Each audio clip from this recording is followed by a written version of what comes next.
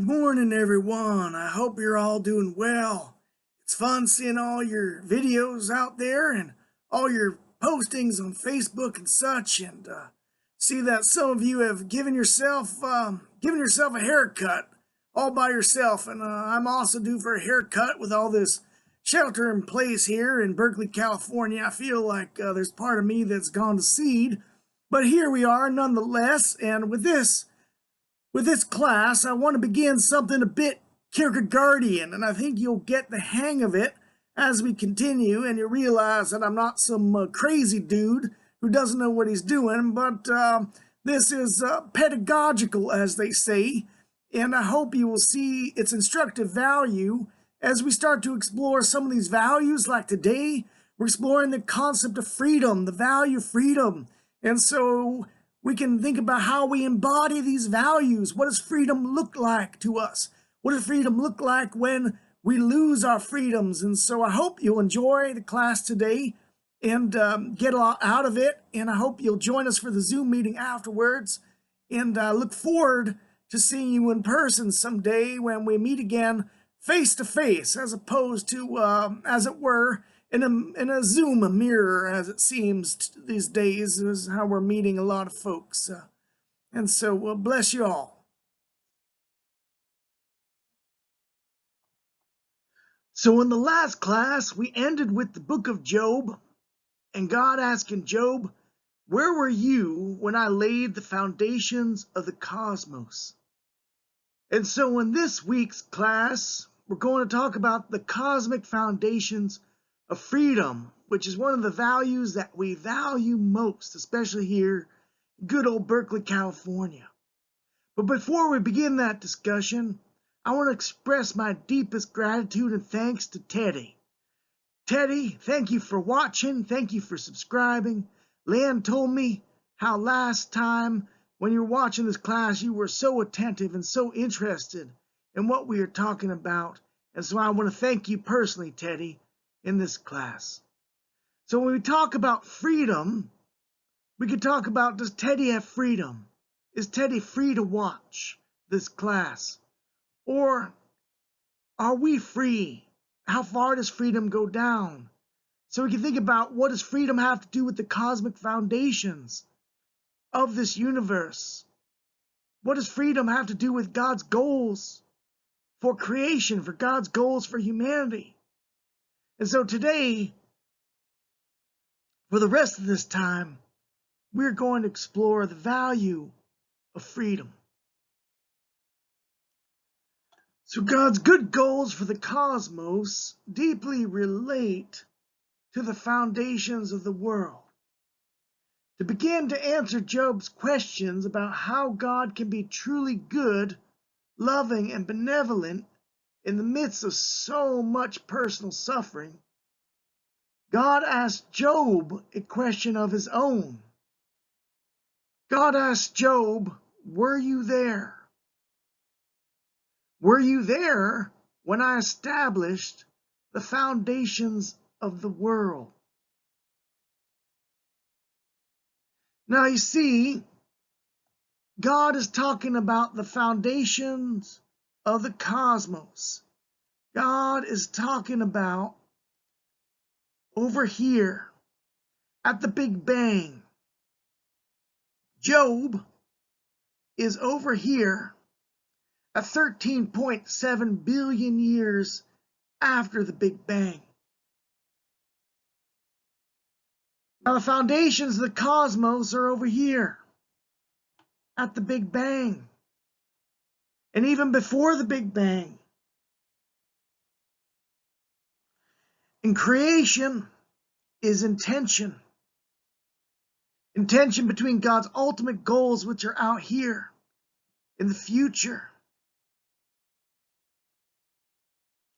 and the foundations, which are over here. Now we can think about this, and this is part of the riddle. This is part of the riddle of creation, part of the mystery.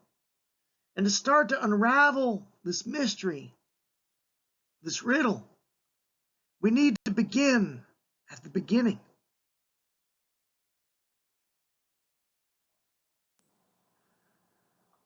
So when we begin at the beginning, we can think about, where do you begin this discussion? We can begin with cosmic fine-tuning. That's important. And we could talk about why the universe is set up in exactly the way it is.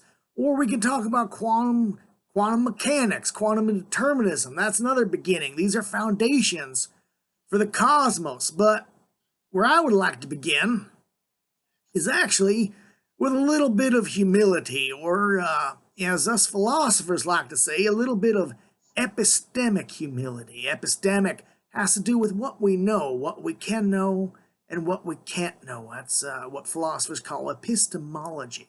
It's a Greek word. It's a fun word. Say it a few times if you like, epistemology.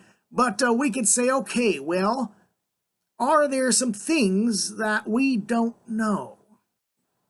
When we ask what good reasons for God ever have for suffering, we could say, okay, well, are there any good reasons we could think of?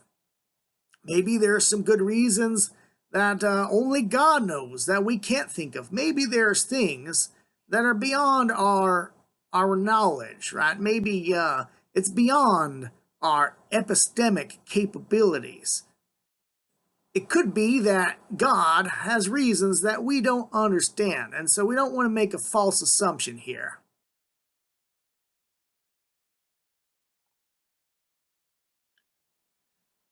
When Job talks about his sufferings, and he asks God about his sufferings, he's making something of a false assumption. His assumption is that if we can't see any good reasons, then they're probably not there. Now, I used to have a philosophy professor by the name of Stephen Wakstra who called these no-see-em arguments. And the idea here is these little bugs in Minnesota that will bite you, but you can't see them. And so if you can't see them, doesn't mean they're not there. You're obviously being bitten by something. Right now, we're surrounded by a bunch of germs in the present situation with the coronavirus that we can't see. And some of us are scared silly because we can't see these germs. So we do everything we can, watching folks on Facebook washing their vegetables, fearing death.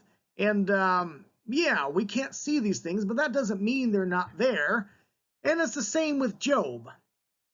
This is a problem of too little understanding, that we don't understand all the reasons that are out there, so we shouldn't assume that there are no reasons. After all, what position are we in to know what ultimate good ends God might accomplish? We are not familiar with all the goods that exist. We don't know everything that's good. There are things beyond our present knowledge and our present comprehension. There are goods that we can't even imagine in this life, goods that we've never experienced. How many of you have ever experienced unlimited money, unlimited freedom, or knowledge of anything you wanted to do? These are goods that we can work at. We can earn money. We can develop our lives at freedom. We can get knowledge. But these are goods that are possible in this world. So to assume that there's no goods, that there aren't any goods beyond our comprehension, well, that's just pride. That's arrogance. So we want to start this discussion with a bit of humility, realizing that there are goods that we can't imagine, and these goods have been experienced by others. You can think about the Apostle Paul as he writes in the book of Romans, and he writes that I consider that our present sufferings are not comparable to the glory that will be revealed in us. And he has this wonderful experience of God. He's at peace in a way that very few of us understand. He's experienced this joy, but it's joy in the midst of suffering.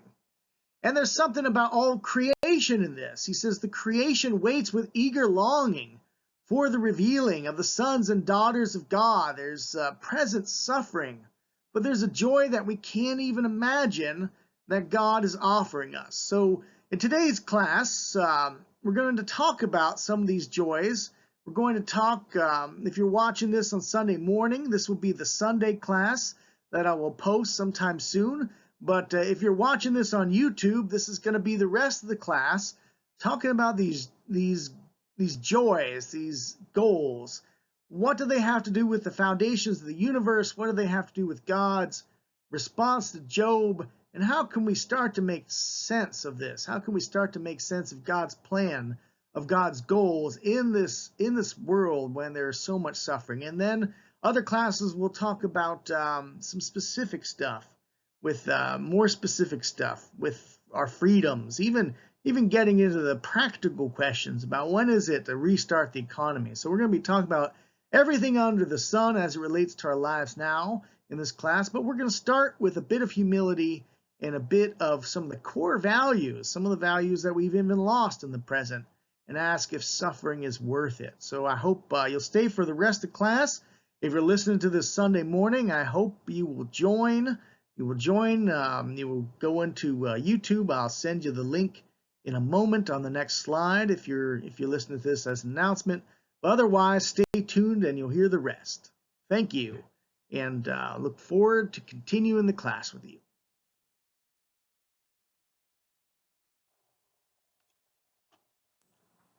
So then, there are many freedoms that we don't understand at all. We have limited knowledge.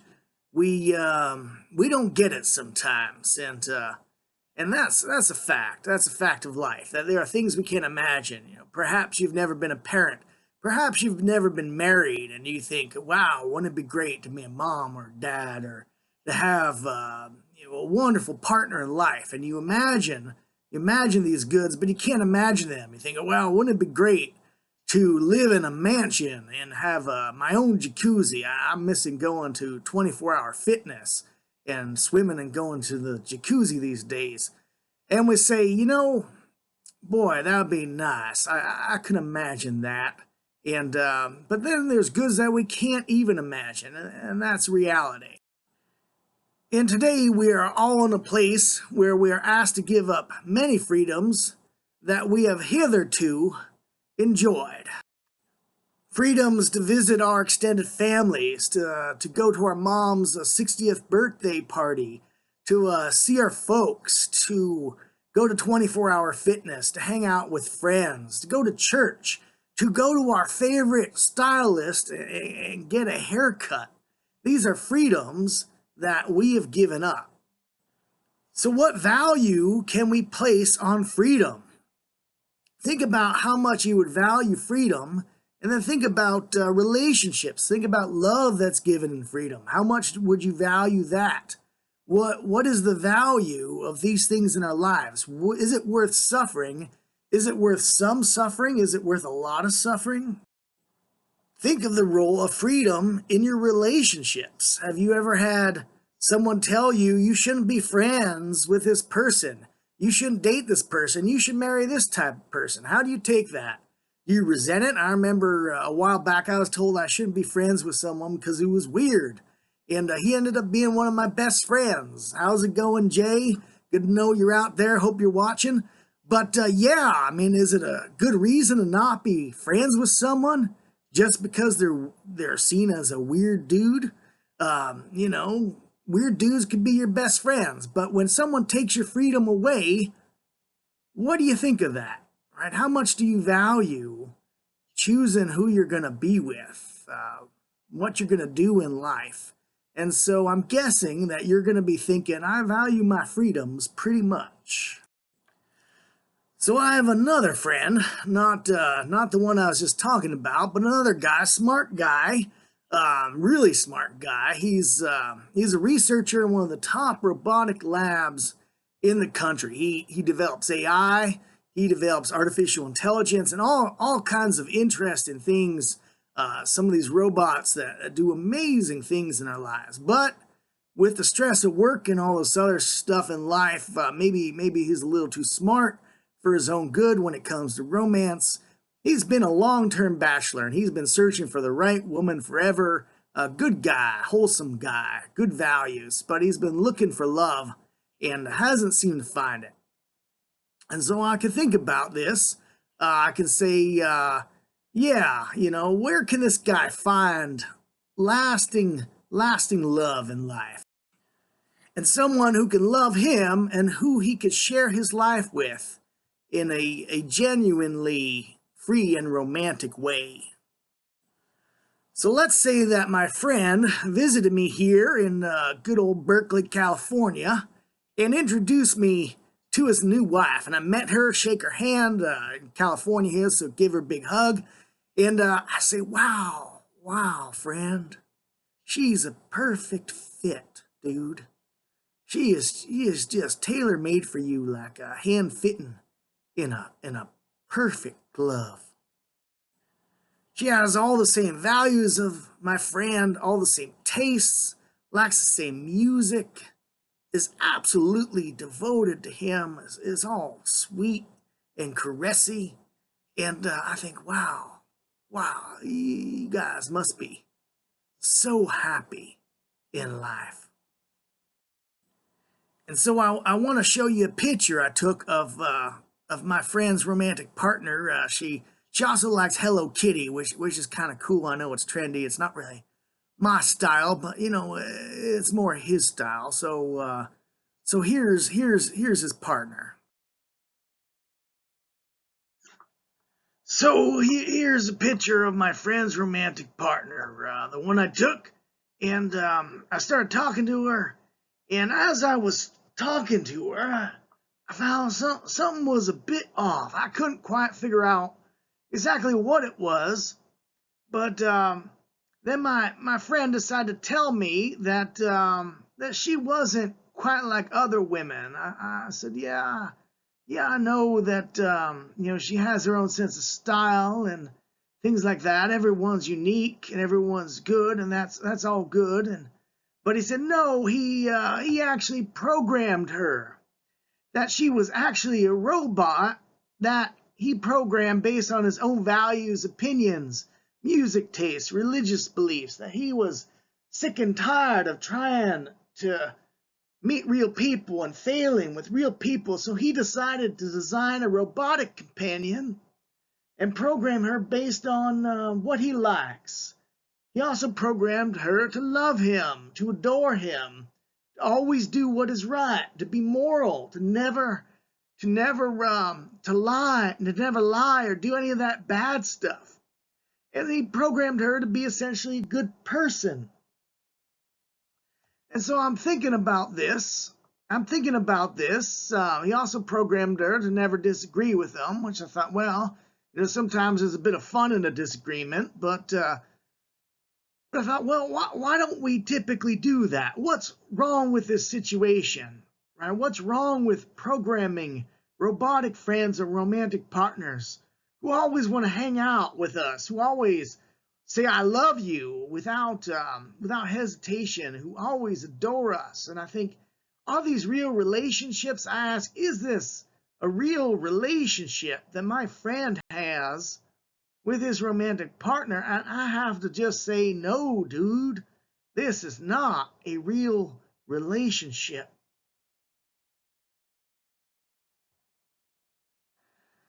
So we can think about this. We can think about our free creatures, creatures who have freedom, creatures who aren't programmed, of more value than pre-programmed robots. Think about this. Do you value your friends more than your computer, even if it's a really fancy computer? Maybe you do, maybe you don't, but think about it. I would argue, along with philosophers like Alvin Plantinga and Richard Swinburne and many others, that a world that contains free creatures who have freedom, and with freedom to love God and love each other, a world like this is more valuable, all else being equal, than a world with no free creatures at all. That you can't program someone to love you, dude, and that it's not really love if it's programmed. That this is not real love. If it's not freely chosen, it's not real love. If you're wondering, could robots ever be persons, and you want to see a whole class on this, a while back, I did a class on this, digital technology and the meaning of life, and I think the title of the class is something about how AI is changing the shape of humanity. Here's the link for that if you're interested.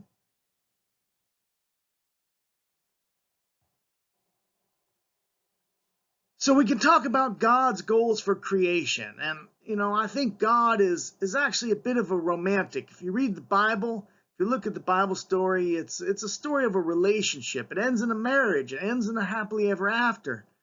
And so we can learn something about God by watching romantic movies, by reading Jane Austen or watching Jane Austen movies. Pride and Prejudice is one of my favorites. And we can think about romance, and in a real romantic relationship, we desire to be loved for our own sake, for who we really are as an independent being who makes our own choices. God desires beings who can independently love God and whom God can love for who they themselves are as independent beings. Think about every romance movie. Someone, the main person wants to be loved for who they really are. They don't want to be loved for their money. They want to be loved for their character. Another philosopher talks about this in the following way. He says that the more self-created we are, the more independent, the more it is right to say that God loves us for who we are, as opposed to loving us for what he has made us into. So if God programmed us to always do what's right, to love him, well, yeah, he'd love us, but he'd be loving us in the sense that we'd love a computer that we built or a piece of art that we created. It's a different sort of love than when you love your husband or your wife. Right? So think about your children. You get a mix. Well, you kind of create your children, and but they're free to reject you. Lots of parents reject their children. Lots of children reject their parents. Sometimes you have parents reject their children. So there's freedom in that relationship. But there's not freedom in a relationship when you make your computer to always listen to you.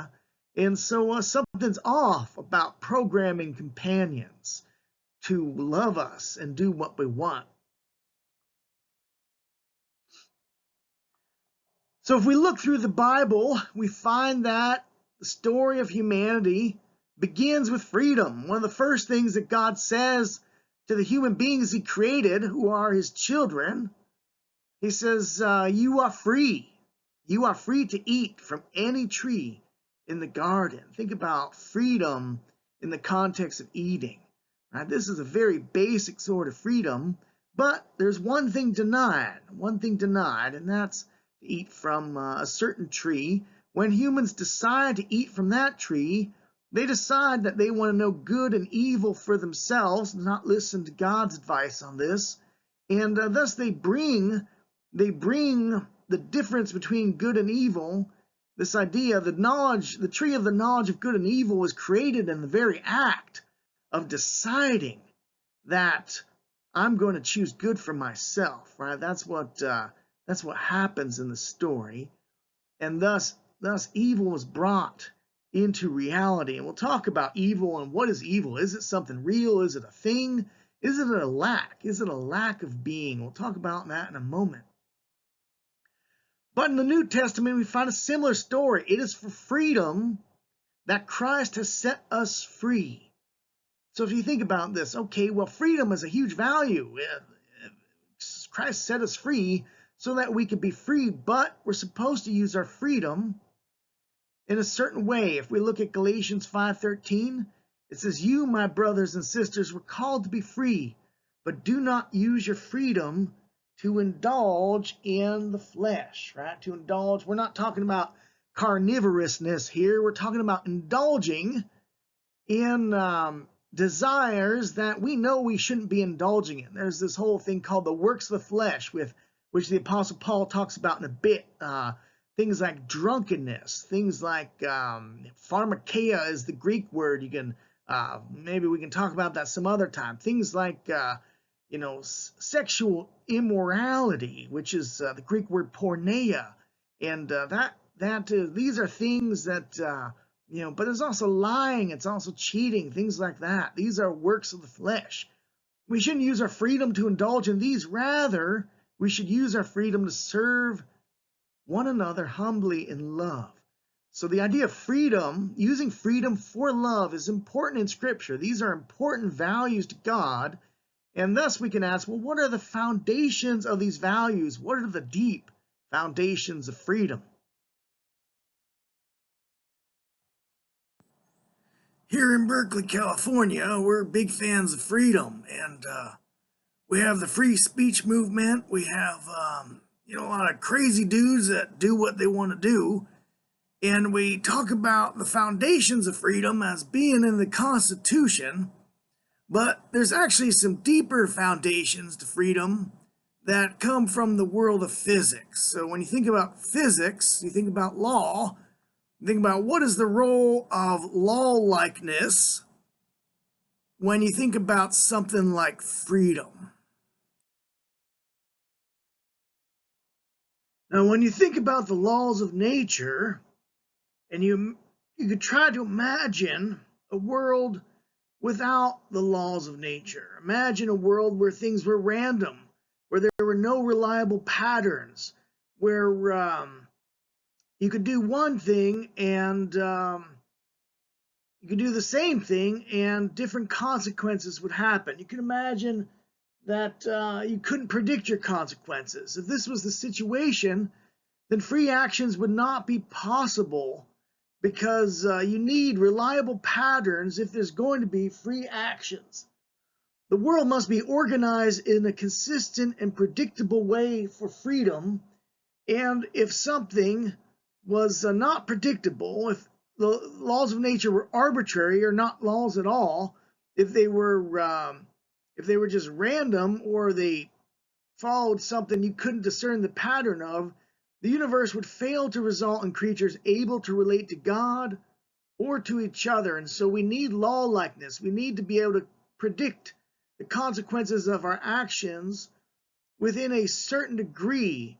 If I were to go in to pick up my food at a local restaurant, and since I'm already wearing a mask and a disguise with all the shelter in place, no one could tell who I am, I decide just to pick up the food and not pay.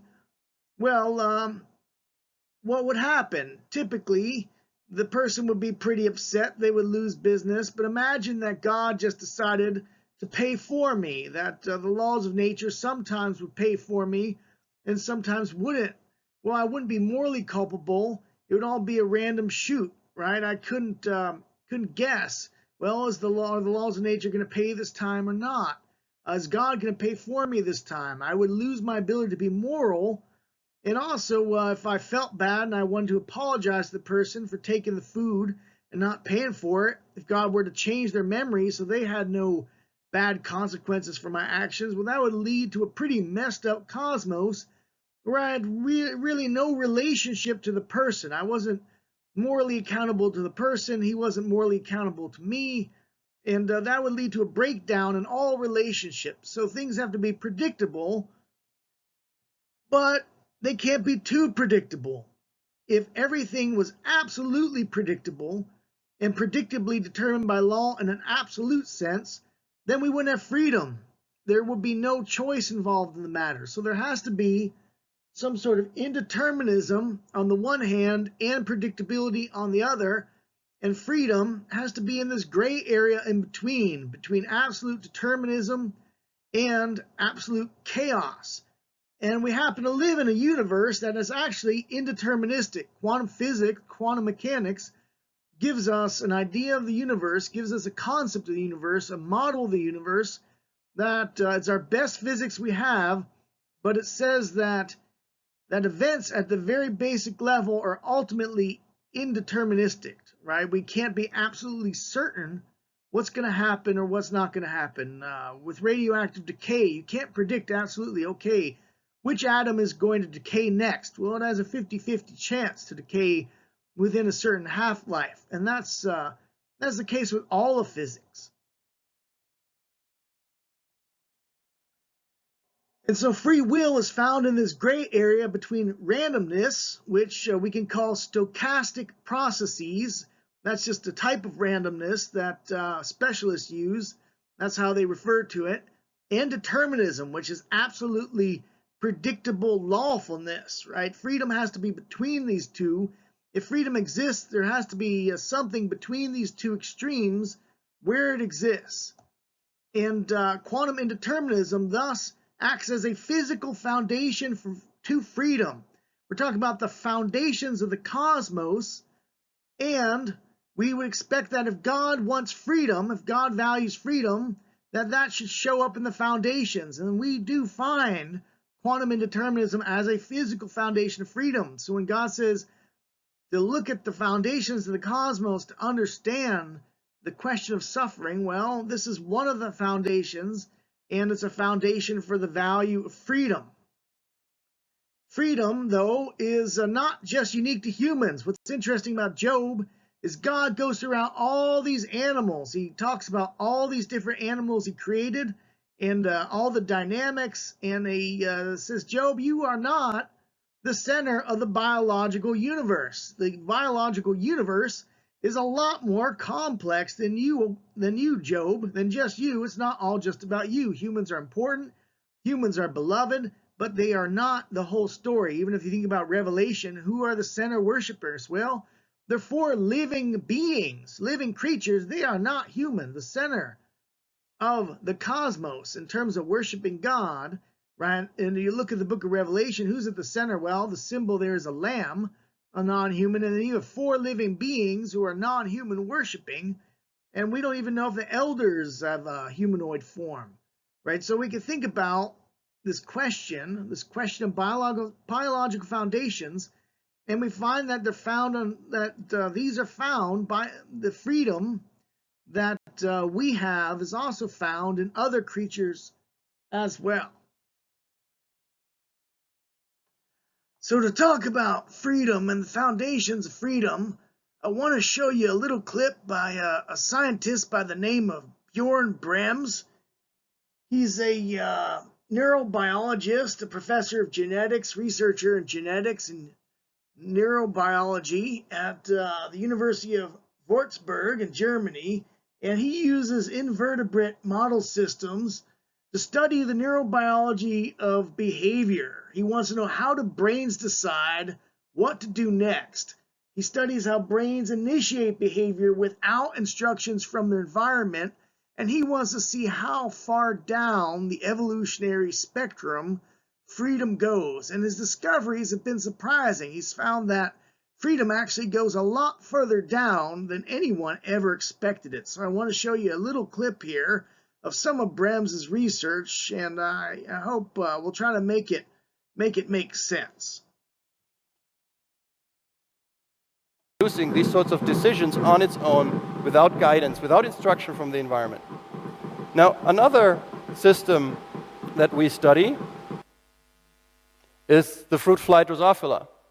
And you see the fruit fly here attached with a drop of glue between head and thorax to a clamp, and that holds the hook to which it is glued. And what you see is that the fly is beating its wings, it's moving its abdomen, its legs. You can even see it's moving its antennae, but the only thing that we're recording is where the animal tries to turn, left or right. So we measure the yaw torque, that's what this is called, around the vertical body axis. And so you can see this here. This is a time-lapse recording of 30 minutes, and that the animal, and this is an actual data sequence, animal is trying to turn right, left, and so on. And it does that even in the absence of any stimuli, and we know which stimuli trigger the animal to go to the left or to the right. It does that in the absence of any stimuli that's telling the animal or instructing the animal to go left or to go right. So any movement, any turning maneuver of those animals now is an action and not a response, because there's nothing in the environment that tells the animal, now you have to go left and now you have to go. Now, this alone doesn't really tell us if the animal is making decisions. It could still just be like a radio that's tuned between stations, and you have random output, and maybe what the animal is producing there is random output. And so one way of testing this is by analyzing the data and see if it conforms to the mathematical definitions of noise, which means that it should be random. And one way in which we have done this is by evaluating individual turning maneuvers. And to understand what that is, I've zoomed in here into those 5 minutes. You see is a baseline fluctuation superimposed by these spikes in the torque trace. And those spikes correspond to body saccades. So if you watch flies flying in free flight, they don't fly like a plane, they fly in zigzag. So every spike that you see here is like a zig and a zag. And we look at the interval of time between each zig and each zag. So it's the so-called interspike interval. And we use a mathematical method that was developed to quantify how good a random number generator is, and we compare the flies to random number generators. So in this case, we look at how far away from absolute random, from perfect randomness, is the sequence that we get from the flies, and we compare it to computer sequence. And the computer sequence is not perfectly random, but pretty close. And as you could have guessed from the size of the graph, the flies are not as random as a computer, even though they're pretty close to random by practical standards, meaning it's very difficult to predict where they go. But computers are better random number generators than flies. Now you can say that, okay, of course, this is a very simple model, and so we've increased the complexity of the model by having several of those so-called Poisson processes, having two together with a filter, having 3 together, and essentially n. I can't go into the detail of the whole sequence of studies, but to make a long story short, what we have found is evidence for a nonlinear mechanism that could, in principle, be able to work as an amplifier of very small fluctuations that do go on in the brain. Because these nonlinear systems, they are composed of random and deterministic components, and they act precisely in this gray area between the two extremes. Now, we don't know how the brain of the fly does that, but we're in the process of finding out where in the brain the neurons are located that are performing this task. And what we're finding is that the neurons of a very enigmatic area in the center, deep in the center of the fly brain, are involved. The fly brain area is called the ellipsoid body. The reason is quite obvious, because the neurons are shaped in this ellipsoid round donut shape. So the point here that Brems is talking about is that there is a degree of freedom even in the simple fruit fly, and that freedom goes much further down the evolutionary spectrum than many would have imagined. So what Brems shows us in his research, and what others have shown us, is that freedom goes down the evolutionary spectrum much further than many of us have ever imagined. And really, we shouldn't be surprised by this if you accept evolution, if you think about evolution, and that evolution is a spectrum, that it's gradual. We shouldn't be surprised that freedom is also on a spectrum and that it's also gradual. This is part of an evolutionary universe. In a later class, we'll talk about why it actually makes a lot of sense that God would create creatures through evolution. Part of this is, to give you a hint of what's coming, is that evolution is a process through which it's a law-like process that's not absolutely deterministic. We talk about these values of law-likeness plus indeterminism, which allows freedom. And God wants creatures. He wants to create creatures who can partially make themselves. Think about Genesis. God creates creatures to be creative. God says, let the earth create. Let the waters create. These are Hebrew words for create that are being used here. Let the earth produce, right? Let the waters produce. These are creation is being creative. Human beings are created to be creative. Be fruitful, multiply. All the animals are created to be creative, right? And so God wants creation to be creative. Part of the reason for this is because God values self-creativity, the idea that we can make ourselves, that obedience is important to God, that we choose to become an independent being that can have relationship with God. And God wants freedom in terms of logical possibility, if you think about it, right, to create free creatures who in fact are not free, well, that's a logical contradiction. That's, if I say I created a free creature who's actually not free, well, I'm being what is called self-referentially incoherent. Right? It's not logically possible for God to cause or determine the actions of morally free creatures. If God wants to create creatures capable of moral good, God must create creatures who are also capable of moral evil. There has to be a true decision, a true choice. There's a true risk in God creating creatures with real freedom. God wants these creatures to love him, to have relationship with him and with each other. Think about when Jesus is asked, which of these commandments is the best commandment? Jesus says, well, I'll give you one commandment. You already know it. It's called the Shema. It's love the Lord your God with all your heart, soul, mind, and strength. And he says there's one like it, and that's, I believe, from Deuteronomy. He says, love your neighbor as yourself, or maybe it's Leviticus. I'll have to look that one up. But right, he gives two commandments. He equates them. He says they're pretty important. This is the whole law. This is everything summarized. All the law summarized is summarized in these two. And so relationship with God, relationship with other creatures, that is the point. But this involves freedom. This involves true freedom. But God thinks it's worth the risk. This is it's logically impossible to avoid this. Right? You can't avoid this dilemma. God takes a true risk, but this is very consistent with the God that we know in both the Hebrew Bible and in the Christian New Testament. This is a God who takes risks for the sake of love, God who appreciates freedom, but who also says, obey my commandments, and this is the path to life.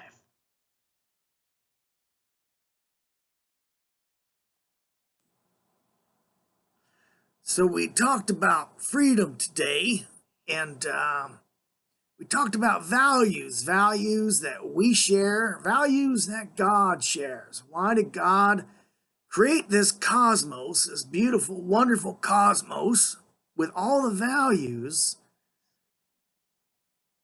that God has created it with? And what are the foundations to these values? So think about some discussion questions when we meet on Zoom. We're going to have a group of us meet on Zoom, and let me know if you'd like to join a Zoom group to talk about these questions. We can't all meet at the same time, but we can have a couple of them. Think about some questions here, and the first question we can ask is, how much do we value freedom? How much do we value relationships? How much do we value friendships? How much do we value romance? How much do we value love? And think about how much you value these. What are they worth to you? Do you value them a lot? Do you value them more than other things? And secondly, do you think having these values is worth the price of some potential suffering in the cosmos? Imagine that you want to create the value of freedom, and you think, okay, to do that, I can't have everything determined. I can't program everyone to do what I want them to do, and but I have to have some sort of element of chance. There has to be, we're talking about quantum indeterminism, and trying to make some sense of that. And it's a trippy concept, but it's real. It's real. It's our best physics. And right, what do we do with that? What do we do with this quantum indeterminism? You know, when you can't determine things, you can't make everyone do what you want them to do if they're really going to be free. This is logically impossible to avoid this. But do you think it's worth it? Think about, do you think freedom, all these values are ultimately worth some suffering that they're going to bring into the world? And as a way for you to think about this in a practical way, think about the third question, which is, would you let an artificial intelligence algorithm that, if it was shown that it could bring less suffering in the world, would you let this algorithm make your romance and your friendship choices for you? All right, if it was scientifically demonstrated that it would create less suffering in the world, would you let this algorithm make those choices for you? Suppose my friend who longs for romance created an algorithm and it made those choices for us. Would you let it do it? Would it be worth giving up those choices in your life to bring less suffering into the world? Or is the freedom worth suffering? So I'm going to give you all three of those questions on the next slide here. And yes, so you can see them. And I look forward to seeing you next time here.